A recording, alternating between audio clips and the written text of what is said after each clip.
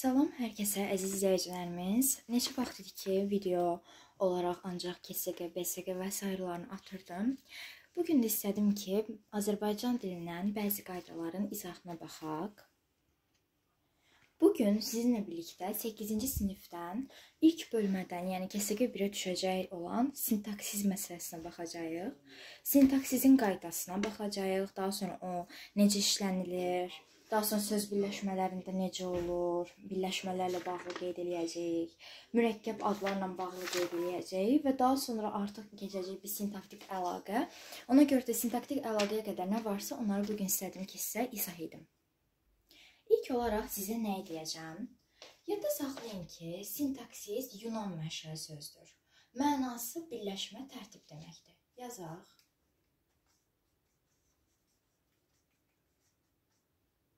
Yunan mənşəlidir. Mənası olacaq birləşmə və olacaq tərtib.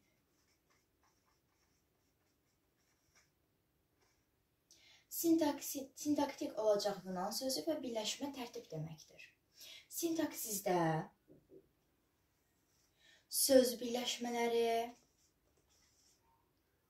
cümlə, daha sonra isə cümlə üzvləri öyrəniləcək. Söz birləşmələri, cümlə və cümlə üzvləri sintaktikdə öyrəniləcək. Məsələn, gəlin nümunə deyək. Ola bilər ki, desinlər, nümunədə KSG-də də ola bilər bu. Məsələn, deyə bilərlər ki, açıq qapı. Açıq qapı.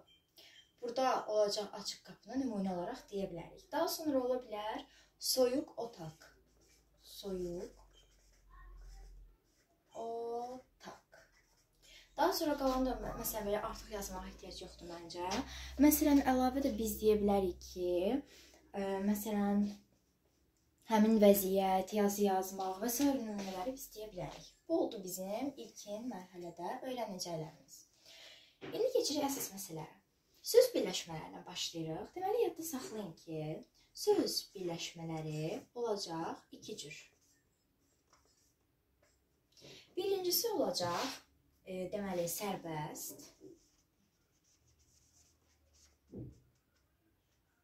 Sərbəst. İkincisi olacaq sabit. Yəni ki, sərbəst və sabit birləşmə. İkisi nəzərdə tutulur. Deməli, biz dedik ki, birləşmələr deməli, söz iki cür olur, sərbəst və sabit. İndi gəlin sizə bir də bunu deyəcəm. Yadda saxlayın ki, sərbəst özü də iki qrupa ayrılır. Deməli, birincisi olacaq ismi birləşmə. İkincisi də olacaq fiili birləşmə. Sərbəst özü iki qrupa ayrılacaq, ismi birləşmə, bir də olacaq fiili birləşmə. Daha sonra, bu oldu bizim, yəni sadəcə söz birləşmələri iki cürdür mənasında. İndi gəlin biz baxaq, birləşmələr quruluşca neçə cür olur? Birləşmələr. Birləşmələr, yadda saxlayın ki, quruluşca olacaq iki cür. Birincisi olacaq quruluşca sadə.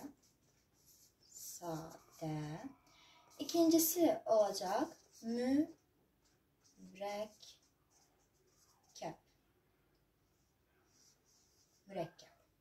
Birincisi olacaq sadə, ikincisi olacaq mürəkkəb. Gəlin, indi bunun açıqlamasını verək. Birinci başlayaq elə sadənin özündən. Yadda saxlayın ki, iki müstəqil sözdən sadə birləşmələr yaranır. Məsələn, ola bilər ki, bizim, tutalım ki, deyək, evimiz. Bizim evimiz. Daha sonra deyə bilərik ki, biri də məsələn deyə bilərik ki, köhnə kitab. Yəni ki, nümunəmiz var da. Bir ola bilər, məsələn, köhnə kitab, bir ola bilər bizim evimiz. Daha sonra deyə bilər, məsələn, təhsilin məqsədi, aşağı məhəllə və s. Yəni, çoxdur nümunəmiz. Quruluşca mürəkkəb olan da var, bilirsiniz. Quruluşca mürəkkəb olana da biz nə deyə bilərik? Deyə bilərik, məsələn, mürəkkəbə Əvvəlcə qaydasını deyək. 3 və daha artıq müstəqil mənalı sözün birləşməsi olacaq mürəkkəb birləşmə.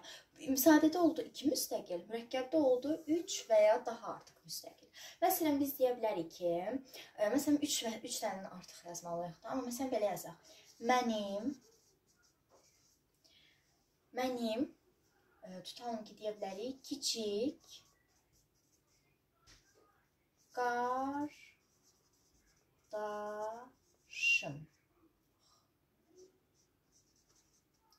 Mənim kiçik qardaşım. Biz insan bunu deyə bilərik mürəkkəbə. Daha sonra nə deyə bilərik? Yəni mürəkkəbə dediyim kimi mənim kiçik qardaşım. Məsələn deyə bilərik ki, bir ad deyim, məsələn Rüfətin dərsdə yatmağı, tutalım ki, dərsin maraqlı izahı və sairələr vardır ki, bunlar olacaq mürəkkəbə. Həmçində yadda saxlayın ki, köməkçi hissələri,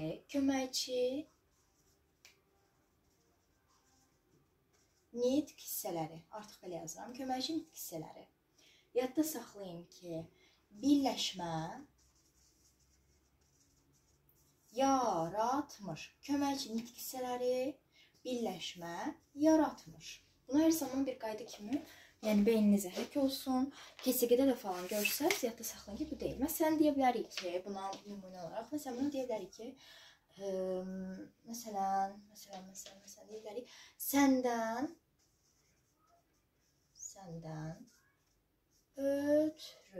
səndən ötrü. Daha sonra ola bilər, məsələn, sənin ilə. Daha sonra səndən ötrü. Yəni ki, bunların hər biri alına bilər. Daha sonra izləyicilərimiz, yəni qeyd elədiyim kimi birləşmələrdən danışdıq ki, neçə qrupa ayrılırlar dedik, biz 2 qrupa ayrılır, sadə və mürəkkəb və sairələrine aid nümunələr dedik. Daha sonra köməkçi nitq hissələri dediyim kimi birləşmə yaratmır yazdıq. Daha sonra yadda saxlayın ki, birləşmədə 3 sözdən biri köməkçidirsə, bu olacaq sadə.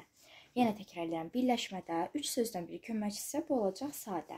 Məsələn, ola bilər ki, vətən uğruna döyüşən. Vətən uğruna döyüşən ola bilər burada. Daha sonra sənin üçün darıxmaq, səndən əvvəl gəlmək və sairələri. Həmçinin onu qeyd edeyim ki, uşaqlar, səndən əvvəl, vətən üçün, onun haqqında, qələm ilə və sair vardır ki, bunlar birləşmə deyillər. Birləşmə qətiyyən deyillər. Yəni kesigədə sizə çaşdırmaq üçün deyə bilər. Bu zaman yadda saxlayın ki, səndən əvvəl, vətən üçün, onun haqqında, qələm ilə və sairələri bunlar birləşmə deyillər. Məsələn, ola bilər ki, vətən üçün darıxmışam. Gəlin bunu yazaq bir. Bunu yazaq çünki lazım olacaq.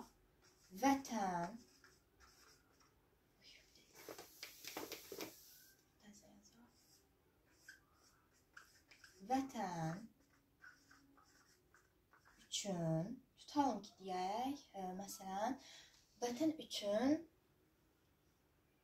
darıxmışam.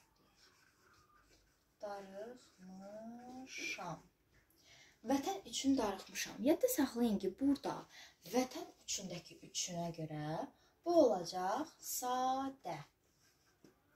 Məsələn, indi sizə gəlin mürəkkəbdə deyək. Məsələn, ola bilər ki, mənim, bu oldu birinci nümunə. İkincisi deyə bilər ki, mənim şəkilli kitabım. Mənim şəkilli kitabım. Burada şəkilli var ha.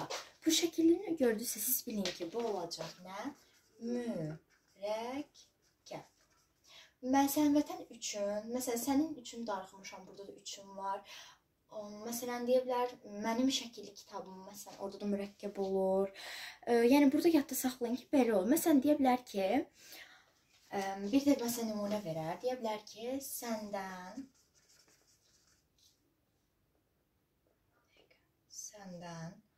əvvəl, məsələn, gəldim. Səndən əvvəl gəldim. Buradakı əvvəl var ha. Buna görə olacaq bu birləşmə. Yəni, nə sadə, nə də mürəkkəb. Olacaq bu sadəcə birləşmə.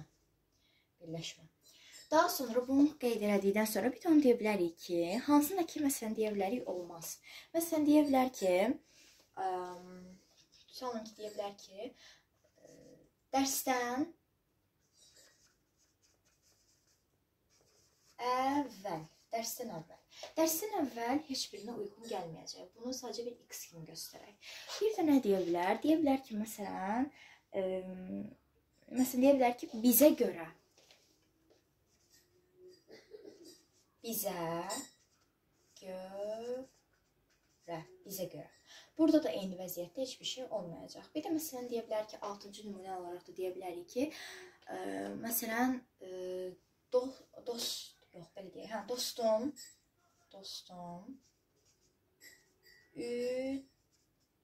dostum üçün. Burada da eyni vəziyyətdə heç biri olmayacaq. Yəni ki, burada məsələn vətən üçündəki üçünə görə sadə olur. Mənim şəkilli kitabımdakına görə olur mürəkkəb. Səndən əvvəl gəldiyimdə olacaqsa əvvələ görə birləşmə. Dərsdən əvvəl bizə görə dostum üçün. Bunlar isə heç biri üçün sayılmır. Deməli, daha sonraki dərsdə də biz keçəcəyik söz birləşmələrinə aid daha ətraflı qeyd eləməyə. Nə bilim, ol, et, bil, ismi birləşmə nəyə deyilir, daha sonra fe'li birləşmə nədir, təyinli söz birləşmə nədir. Yəni, bunların da davamını ikinci videoda da görəcəksiniz. İzləmədə qalın, kanala abunə olub like atmağı unutmayın. Sağ olun, salamat qalın.